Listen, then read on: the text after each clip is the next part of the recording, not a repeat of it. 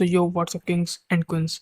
आज हम बात करने वाले हैं वो लेटर के बारे में जो रॉकफेलर ने अपने एक इकलौते बेटे को लिखा था, क्योंकि उसको भी बिलीव था कि वेल्थ सिर्फ नॉलेज पे डिपेंड करता है, ना कि किसी वसीयत पे। पर मैं तो रिच नहीं हूँ, तो मैं कौन होता हूँ बताने वाला। सो पॉइंट इज दैट सिर्फ नॉलेज के होने से तुम वेल्थी नहीं बन सकते हो। You'd have to take consistent action only when you will get the thing you want. तो पहले हम बात करने वाले हैं माइंडसेट एंड कैरेक्टर के बारे में। तो फर्स्ट थिंग उसने लेटर पे लिखा था, तुम्हारा जो स्टार्टिंग है, जो ओरिजिन है, और जो तुम्हारे आजू बाजू की परिस्थिति है, जो सर्कमटेंसेस है, वो सिर्फ यही डिसाइड करता है कि तुम्हारे पाथ में कितना डिफिकल्टीज आने वाले हैं। बट आपकी सिचुएशन जितना ज़्यादा खराब होगा, उतना ही ज़्यादा आपको ज़्यादा समस्याएं देखनी पड़ेगी।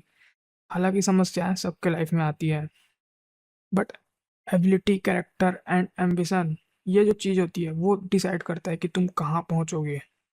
वो कहता है कि कितने सारे रईस लोग हैं जो सबको लूज कर दिया just because of they don't have a knowledge, और कितने ही जो पुअर लोग हैं जो अपने कैरेक्टर, एम्बिशन और एटीट्यूड, ये सब के कारण वो लोग ऊपर चले गए। दूसरे पॉइंट में रॉकफेलर कहता है हार्डशिप बिल्ड योर कैरेक्टर। जो कैरेक्टर होता है वो सबसे लास्ट में बिल्ड होता है। जैसे तुम क्या सोचते हो वो डिसाइड करता है कि तुम क्या कहते हो, क्या तुम कहते हो वो डिसाइड करता है कि तुम एक्शन लोगे, क्या तुम एक्शन लोगे वो डिसाइड करेगा तुम्हारा हैबिट, और वो जो हैबिट है वो लास्ट में डिसाइड करेगा तुम्हारा कैरेक्टर।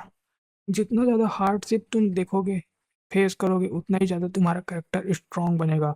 जॉन डी रॉकफेलर के भी लाइफ में ऐसे ही बहुत सारी चीज़ें हुई थी जो उसको रेजिलियंस दी।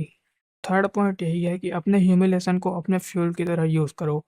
तो जॉन डी रॉकफेलर के साथ एक चीज़ हुआ था कि जब उसके फ्रेंड लोग फोटो ले रहे थे, तो उसको फ्रेम से साइड कर दिया गया जस्ट बिकॉज ऑफ वो पुअर है, वो रिच नहीं है, उसके कपड़े उतने अच्छे नहीं है। तो फिर उसने कसम लिया और बोला बोला कि एक टाइम ऐसा आएगा जब मेरा पेंटिंग बनाया जाएगा, इसलिए नहीं कि मैं अच्छा दिखता हूँ, इसलिए कि मैं सबसे ज़्यादा पावरफुल होऊंगा। तो इस तरह अपने ह्यूमिलेशन को अपने फ्यूल की तरह यूज़ कर सकते हो। And the next point is embrace the failure. Elon Musk, Dyson, Rockefeller और टेस्ला, एडिसन, कितने सारे लोग हैं। उन लोग सिर्फ यही कहते हैं कि अगर आप कोई काम स्टार्ट कर रहे हो तो ये चीज़ आपको डिटरमाइन कर ही लेना है कि आप फेल हो गए, या डेफिनेटली आप कई बार फेल हो गए। चाहे इलॉन मस्क हो, चाहे रॉकफेलर की लाइफ में उसने 6 हफ्ते तक से उसने इंटरव्यू दिया था, और उसके बाद उसका जॉब लगा। Can you imagine. और एडिसन और डाइसन ने कई हजार बार वैक्यूम मशीन बनाया था, उसके बाद लास्ट में वो जाके बन पाया। So this are the thing you would have to like, पहले से तुम्हें पता होना चाहिए कि तुम फेल हो गए। वो तुम्हारे लिए कोई बड़ी चीज़ नहीं होना चाहिए कि तुम फेल हो रहे हो तो लाइक तुम्हें रुक के सोचना है। ये तुम्हारे लिए नॉर्मल होना चाहिए, पहले से तुम्हें पता होना चाहिए। नेक्स्ट पॉइंट है एक्सक्यूजेस, एंड उसके बाद का पॉइंट है वर्क के बारे में। तो मैं इन दोनों को मर्ज करके बता रहा हूँ।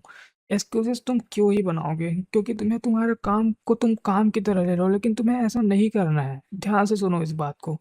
काम को तुम्हें ऐसे लेना है, लाइक अगर तुम्हें कहा जाए कि तुम क्या कर, तो भाई तुम्हें कहना है कि मैं एक ऐसा आर्ट क्रिएट कर रहा हूँ, मैं ऐसा क्राफ्ट कर रहा हूँ कि तुम उसमें बहुत मजा आ रहा है, तुम अपनी आत्मा लगा।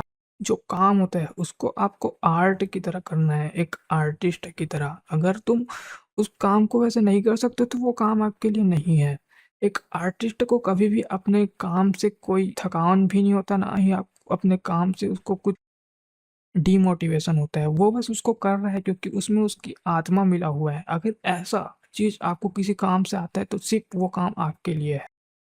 नेक्स्ट पॉइंट है रॉकेफेलर होता। जो रॉकेफेलर था वो नेपोलियन को पढ़ता था, और नेपोलियन कहता है कि most of the wars are defeated just because of they don't have enough hope.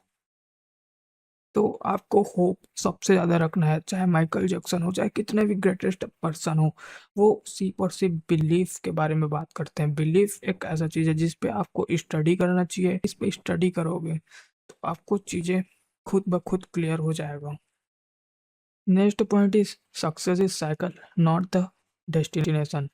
अगर जिस मोमेंट पे अगर आप सोच लिए कि मैं टॉप को रीच कर लिया हूँ, जैसे कि इलॉन मस्क का सोच लिया कि मैं ट्रिलियनियर बन गया हूँ, और वो बैठ जाए, तो फिर वही पॉइंट होता है जहाँ से आपका डिक्लाइन चालू हो जाता है। लाइफ में मोमेंटम बहुत ज़्यादा ज़रूरी है, और ये जो मोमेंटम है वो वहीं से ही टूट ही जाता है। और ऐसे कई सारे लोग हैं। डोनाल्ड ट्रंप भी एक बिल्डर के बारे में बात करते जो उस सेंचुरी के टॉप बिल्डर थे। उसके बाद उसने अपनी कंपनी को सेल कर दिया और फिर उसका बहुत इज़्ज़त था इंडस्ट्री में, पर उसका इज़्ज़त एक पॉइंट से गिर गया।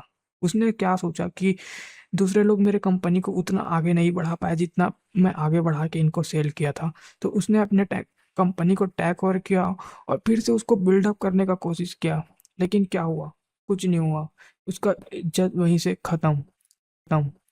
तो मोमेंटम उसके लाइफ से चला गया था। तो you would have to focus on this. और कभी आप ये मत सोचना कि ये यहाँ पे अचीव करना था और मैंने कर लिया। वहाँ पे डेस्टिनेशन ऐसा कुछ होना नहीं चाहिए कि मेरे को यहाँ तक पहुँचना है। It's cycle, you would have to just climb every day. अगली चीज़ें हैं मनी के बारे में। मनी को ऐसा नहीं समझना चाहिए, मनी को कभी पूजा नहीं करना चाहिए, मनी को एक टूल की तरह देखना चाहिए। इलॉन मस्क का कभी पूरा मनी के बारे में जितना भी फ़िलॉसफ़ी है, वो उसने मनी को पूरा फ़िज़िक्स से रिलेट कर दिया है। और रॉकफेलर भी कुछ-कुछ ऐसा ही कहते हैं, मनी को एक सिर्फ़ और सिर्फ़ एक टूल की तरह देखो, जिसको तुम बार-बार उसको लगा-लगा के और ज़्यादा मनी कमा सकते हो। मिस्टर बीस्ट ने भी यही किया। जब उसको अपने पहले के वीडियो से जितना मनी मिलता था, वो उसको रीइन्वेस्ट कर देता था सारे के सारे। That is the most underrated role of the capitalism. अगर आप ये चीज़ कर रहे हो, तो सारे के सारे मनी को फिर से इन्वेस्ट कर रहे हो, तो आप कैपिटलिस्टिक वर्ल्ड में बहुत आगे ग्रो करोगे। Next point is wealth is directly proportional to your goals. अपने गोल्स को इतने बड़े रखो कि आपकी आत्मा डगमगा जाए। हाँ, जॉन डी रॉकेफेलर ने हूबहू ऐसा ही लिखा है। तो अगर वो कह रहा है तो कुछ तो है इस बात में। नेक्स्ट पॉइंट इज बिजनेस के बारे में है ये सारे के सारे पॉइंट। बिजनेस को आपको वार की तरह देखना चाहिए। जॉन डी रॉकेफेलर नॉर्मल अपने लाइफ में नॉर्मल था, लेकिन बिजनेस को वो एकदम रूथलेसली देखता था। क्यों? क्योंकि उसका माइंडसेट लोगों को स्टडी करके बना था। कैसे लोगों को? रूलर लोगों को, कॉन्करर लोगों को, जैसे कि Napoleon, Augustus and Julius Caesar. ये लोग कॉन्करर थे और इन लोग के सारे फिलोसॉफी को जॉन डी रॉकेफेलर अपने फील्ड में अप्लाई किया ना था। वो बिजनेस को वार की तरह देखता था। इसका ये मतलब है कि उसके जितने भी सारे के सारे अपोनेंट्स होते थे, वो उसको पूरा मरते दम तक घुटाता था, यहाँ जब तक कि वो सरेंडर ना कर दे। और ऐसा नहीं है कि वो एकदम उससे गलत बिहेव कर रहा है या उसके बारे में गलत थॉट रख रहा है, नहीं। इसको ऐसे लो कि वो सारे के सारे पावर को, जो भावना है, उसको स्ट्रेटजी बनाने में लगा रहा है। जैसे कि एक पर्सन था, उसने सब चीज़ इन्वेस्ट करके अपना पूरा ऑयल रिफाइनरी का पाइप को बिल्ड अप कर लिया। अब वो ऑयल मैन्युफैक्चरिंग से पूरा रिफाइन करने से पूरा जगह-जगह तक पहुँचाने तक का प्रोसेस को पूरा खरीद लिया। तो रॉकेफेलर पहले अपने दूसरे बिज़नेस पार्टनर को ओपनली बोलता था कि इसके बिज़नेस में सपोर्ट मत करो, ये मत करो, वो मत करो, लेकिन उसका कोई भी ट्रिक वर्क नहीं किया। तो लास्ट में उसने और भी ज़्यादा दिमाग लगाया और उसने जितने भी ऑयल बैरल के जितने कंपनी थे, उसको खरीदा को, एंड अंडर द ईयर उसके अपोनेंट ने सरेंडर कर दिया अपने आप को। So this is the what I am talking about.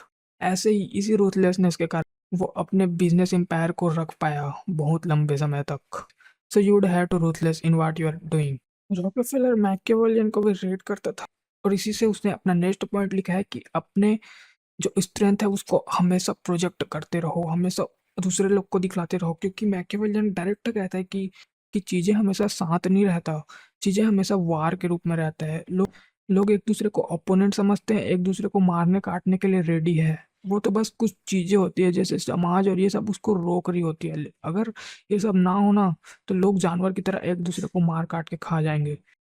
ये चीज़ें बहुत डीप है लेकिन आप समझोगी नहीं। लेकिन मैं इतना बताना चाह रहा हूँ कि आपको अपना जो स्ट्रेंथ है उसको हमेशा दिखाते, जैसे कई सांप जिसमें जहर नहीं होता पर फिर भी अपने फन दिखाते रहते हैं।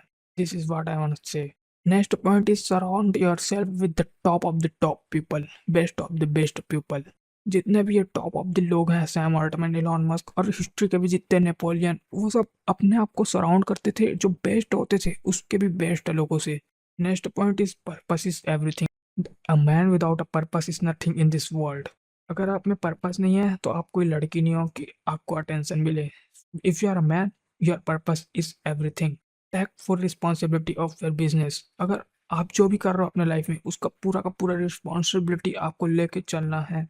एक मैन विदाउट रिस्पेक्ट के कुछ नहीं होता। मैन को रिस्पेक्ट किया जाता है वो अपने पोजीशन के साथ क्या कर रहा है। आप जो भी अपने पोजीशन के साथ करते हो वो आपके रिस्पेक्ट को डिसाइड करता है, एंड आपके एक्शन ही आपका लेगेसी बनाता है। नेक्स्ट पॉइंट इज़ कि लाइक मोस्ट ऑफ लोग पोजीशन को चेज़ करते हैं, लेकिन आप देखो कि नेता जो भी लोग होते हैं जो पोजीशन में, वो सिर्फ़ अपने पोजीशन के कारण होते हैं। वो उसका पोजीशन को ले लिया जाए वो कुछ नहीं होते हैं, लेकिन आपको अपने एक्शंस पे रखना है आपका फ़ोकस। लाइक मैं आफ्टर इफ़ेक्ट्स सीख लिया, तो वो मुझसे कोई छीन सकता है क्या? नहीं, और वो चीज़ें कंपाउंड होगा। लेकिन मैं कल को पॉलिटिशियन बन गया पर वो खत्म 5 साल के बाद। So this is the point. And next point है कि इग्नोर द डाउटर्स। जो लोग डाउट करते हैं उसको इग्नोर करो। ये वही पॉइंट को कॉन्ट्रास्ट करता है कि आपके बिलीफ को तोड़ रहा है ये चीज़, और आपको अपने ऊपर हद से ज़्यादा बिलीव करना है। और जो लोग ऐसे आपके ऊपर डाउट कर रहे हैं, हटाओ उनको लाइफ से। That's it. अब आपके पास जितने भी पावर और बिजनेस के कीज थे वो आपके पास है, जितने भी नॉलेज है वो मैंने दे दिया है। Now what the thing will decide your future is that your action. Let's see you in the next 1 year.